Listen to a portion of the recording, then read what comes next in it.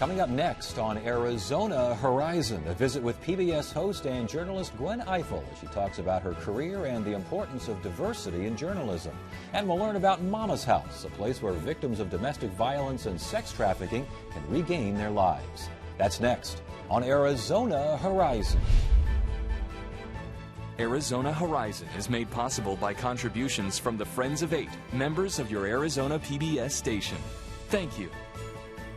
Good evening and welcome to Arizona Horizon. I'm Ted Simons. The framework for comprehensive immigration reform could be introduced as early as next week. That's according to lawmakers who say a recent agreement between labor and big business is helping push the process. The so-called Gang of Eight U.S. senators, which includes Arizona's John McCain and Jeff Flake, is looking to introduce reforms that would, among other things, provide citizenship for an estimated 11 million undocumented immigrants already in the country.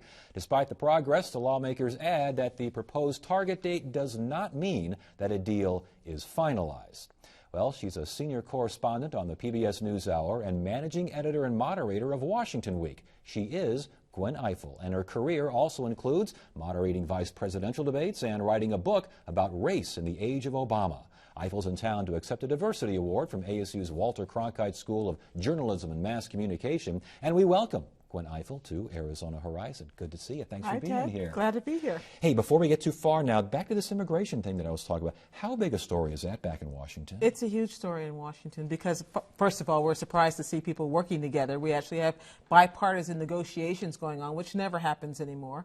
But now we see that Republicans have been moved to get involved in this discussion. Democrats have been moved to take advantage of this opportunity. And we have these senators actually sitting down and coming up with a plan. We're not sure what that plan is going to be. The Democrats on the committee say, on the gang, that's what we call them now, all gangs, they say that they've worked out everything except the details. But people like Marco Rubio, the senator from Florida, made clear that he's not so certain they're there yet. So we're still in the negotiating phase. Are you a little surprised that this issue has gained this much traction? The issue of gay marriage seems to have gained sudden and considerable traction. In D.C., I mean, sometimes you're kind of surrounded by it. Is that surprising a little bit? Well, what's interesting to me is that what has changed with the gay marriage issue has been driven by Americans. Americans in poll after poll after poll have shown themselves to be far more open, tolerant, or unconcerned about the idea of same-sex marriage. And the politicians are following the Americans' lead.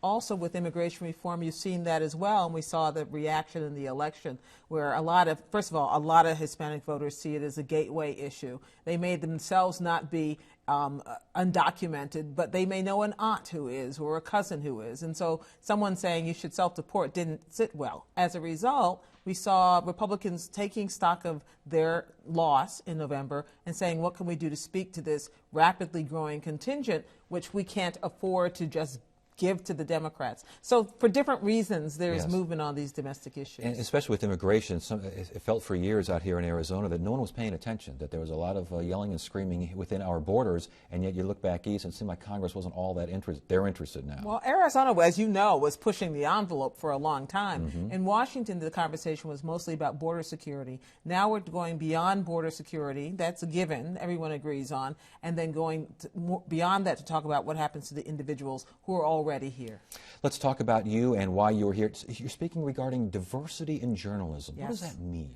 Well, it means that we can't tell the stories about our country and about our world unless we have people telling those stories who have a better understanding of it. Which to me, it's one thing to have people in the newsroom who look different. But I want people in the newsroom who think differently, who are exposed to different ways of life, and so that we're not surprised by stories shifting underneath us. I suspect if you have a newsroom that has a lot of Hispanic reporters in it, they may be more attentive to shifts on the immigration story. If you have a newsroom with more gays in it, they may be more attentive to shifts in points of view about gay marriage.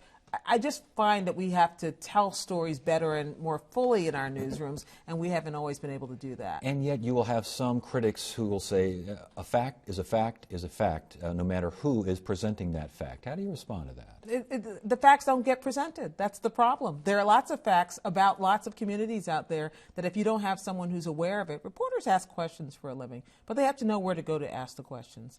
I've always said that to the extent that there is bias ever in news coverage, it's in the stories we don't tell.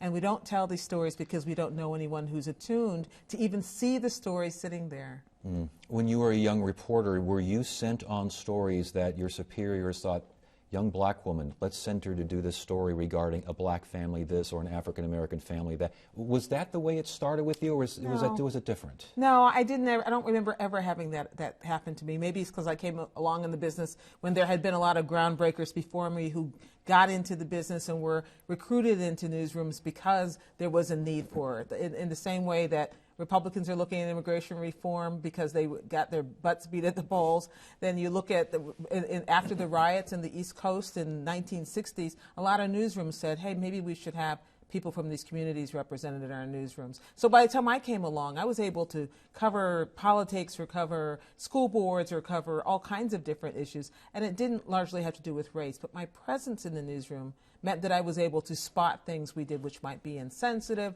or I might see stories from my church or other places where folks in my newsroom might not be that I could bring to them. What kind of reaction did you get when you brought those things up? Usually it was a good reaction because I found that it wasn't that people didn't want to cover these things. They just weren't exposed to them and didn't know. And most journalists I know do want to tell the full story as much as possible. And you started, now I want to get back to how you started again. I ask this question all the time, but was there ever a point in your young life when something clicked, you did an interview, you watched something on TV, you read something in a newspaper or magazine, and you said, I think I want to do this? Journalism? Yes.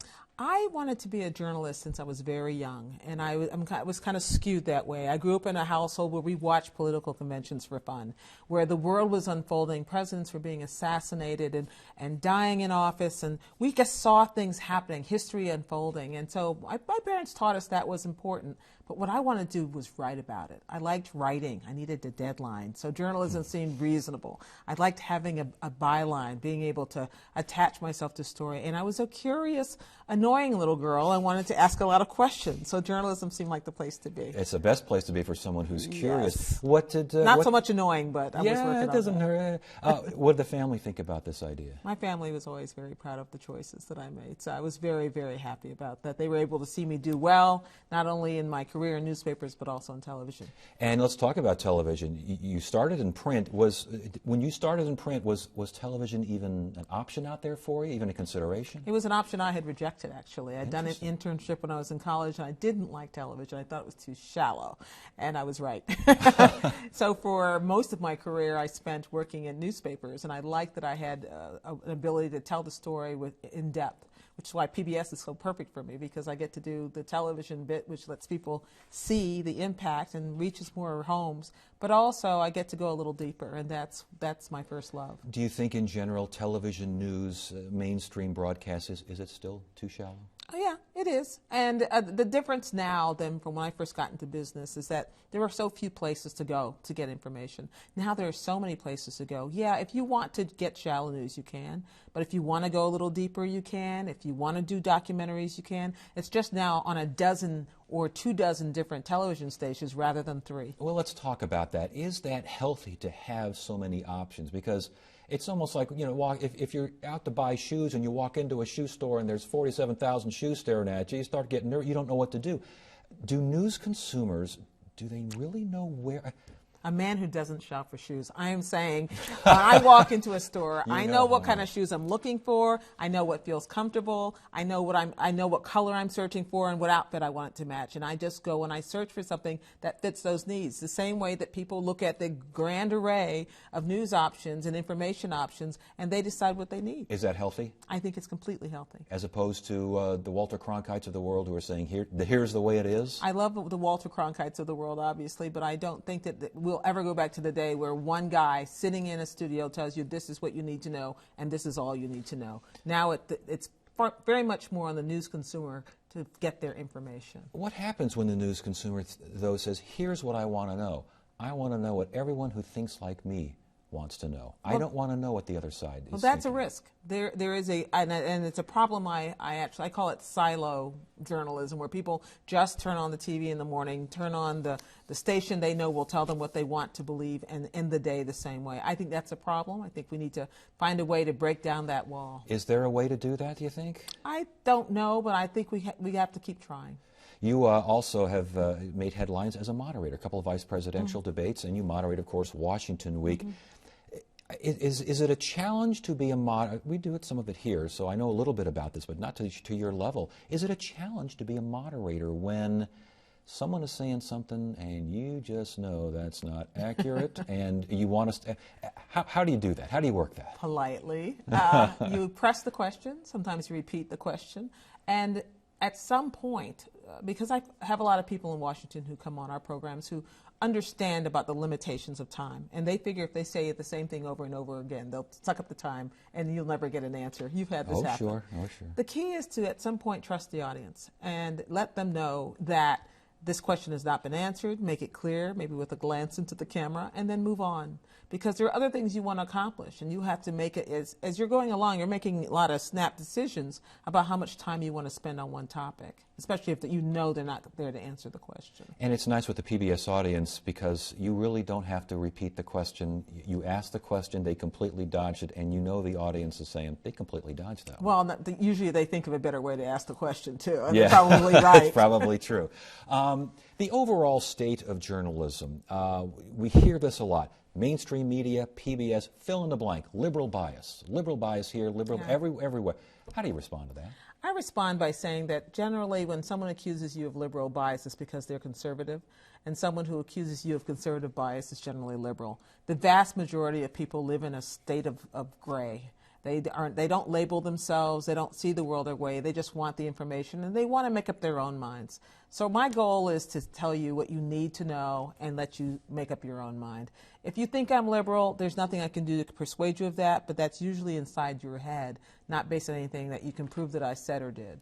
And at the bottom of it all, if a reporter is liberal, if a reporter is conservative, that doesn't necessarily mean that a straight reporter is going to show it. As a matter of fact, a professional would not show that bias. Oh, absolutely not. Absolutely not. And I also think that you just have to be careful, no matter, even if you are an opinion journalist, even if it's your job to have a point of view, it still doesn't mean you shouldn't listen. It doesn't mean the reason why Shields and Brooks on Friday nights on the NewsHour is one of our most popular features is because people love the idea that they know that these guys disagree with each other and they do it in a civil fashion. They listen to each other and they seem to like each other. And that resonates with people at home. Yeah, I used to mention, I don't know if anymore, but the McLaughlin Group, when it first started, there was a lot of yelling and shouting, but there seemed to be a twinkle in the eye. And you missed that on some of the cable news shows. That's pure vitriol, what we're watching. Yeah, I think people really, really don't want that. I mean, in your home, do you really want to have that much anger being flown about? No. And I feel that when we come through your television set, we're in your home, we're guests in your home. And so our job is to do what we would do if we were sitting there, which is to behave like, adults. Yeah, interesting topic yeah. Concept. We started with the concept of diversity, and I would like to kind of tie it up with that. With President Obama, it's being called the age of Obama. What have you seen change as far as journalism? What have you seen change as far as society? I haven't seen that much change. I think on some level, his presence there, the presence of a biracial, of a black president, has made Americans have conversations with themselves about what's normal, what's not. Some people say, look, we're done, we're over it. We don't have to deal with the scar of race in our society anymore. I don't think we've gotten that far. But I don't think it's changed our politics that much, his race or the fact of it. I think he's leaned over backward to make sure it doesn't, to be as mainstream and as normal a family, for instance, as possible. Today he's out on the Easter egg roll taking basketball. Apparently he missed 2 of 22 shots at the basketball court. It wasn't so good with the kids. Wow. And then he handed the ball to a little boy who of course sank it, of course.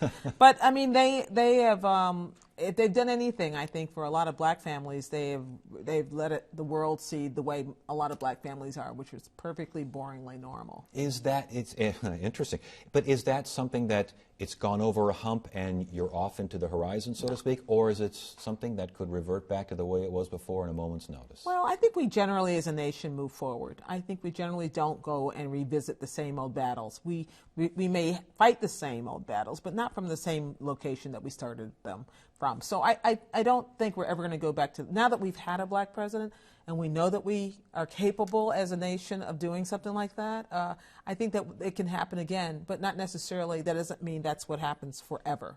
I just think it's good for us to have conversations, and they seem to be marginally healthier now than they have been in the past. Well, it was certainly good having you on for this conversation. And when you speak to, real quickly, when you speak to students here at ASU, the Cronkite School of Journalism, you feel optimistic about the future? I feel incredibly optimistic. They're very bright, they're very focused, and they're so much smarter than I was. Oh, well, that's kind of hard to believe. It's so good to have you here. Thank you so much for joining us. Thank you, Ted.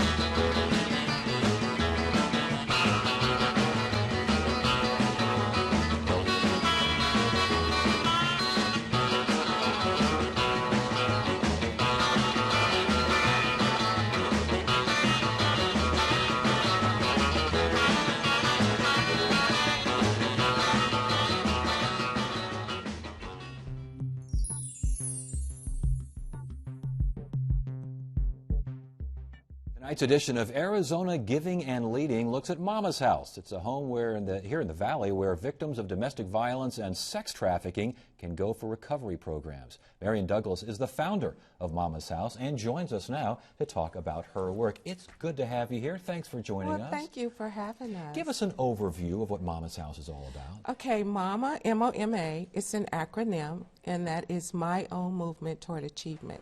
Mama's House is a safe house for women who have been victims of domestic violence and human sex trafficking.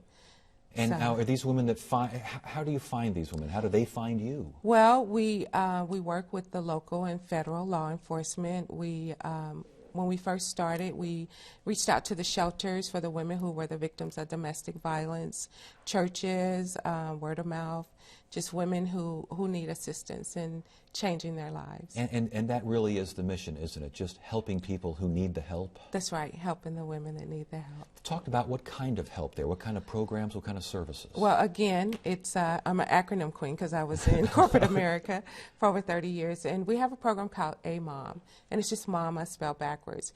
AMOM is aspirations, mentoring, outreach, and motivation. So when a woman walks through the doors of Mama's House, what does she aspire to be? Because she's left that life of abuse. So we help her with trying to build a development plan to reach her goals. So every woman at Mama's House has an individualized program. So it may be she needs her GED, she may have her high school diploma, wants to go to college. We talk to them about careers, not just getting a job, but thinking about a career and holding on to that job. You know, anybody can go get a job, but how do you hold on to it? So we teach them to utilize the tools that's already out there in the community to help them to move forward in their journey.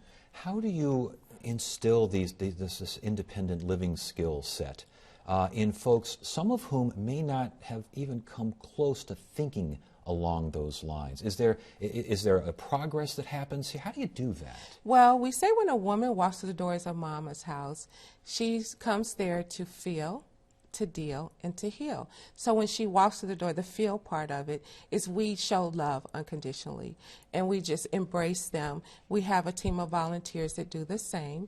Then we help them to deal with their issues, and then they go into the healing process. So again, there are some women that come through the doors that maybe the program does not work for them, but we try to help them in finding a program that does. A lot of the women have gone through very brutal beatings or whatever, and so we just try to love them and teach them that they're important and that their lives do mean something, and they can go beyond what was. We're living in what's going to happen in the future for them. And now, does each woman have her own room? Every woman has her own room. It's very important that they have their own safe havens, so to speak.